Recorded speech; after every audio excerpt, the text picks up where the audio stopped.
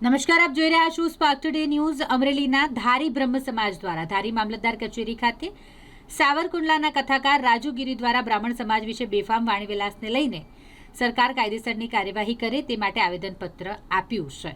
સાવરકુંડલા જીંજુડાના કથાકાર રાજુગીરીએ કચ્છના માધાપર ખાતે ચાલતી શિવકથા દરમિયાન બ્રાહ્મણ સમાજ વિશે બેફામ વાણીવિલાસ કર્યો અને બ્રાહ્મણ સમાજની લાગણી દુભાઈ। અન્ય સમાજ સામે બ્રહ્મ સમાજને નીચો દેખાડવા માટે જાણી જોઈને બ્રહ્મ સમાજ વિશે વાણીવિલાસ કરનાર શખ્સ વિરુદ્ધ સખતમાં સખત કાર્યવાહી કરવામાં આવે તેવી માંગ સાથે ધારી બ્રહ્મ સમાજ દ્વારા મામલતદાર કચેરીએ આવેદનપત્ર પાઠવ્યું છે। પત્ર આપવામાં આવ્યું છે। આજરોજ ધારી મામલતદાર કચેરી મુકામે બ્રહ્મ સમાજ વતી અને બ્રહ્મ સમાજના આગેવાનો અને યુવાનો સહિત આજે એક આવેદનપત્ર આપ્યું છે અને જે રાજુગીરી કાશીગીરી છે એના વિરુદ્ધ કડકમાં કડક કાર્યવાહી થાય એવી લાગણી અને માગણી સાથે મામલતદારશ્રીએ પણ અમને ખાતરી આપી છે કે આમાં અમે યોગ્ય સહકાર આપીશું।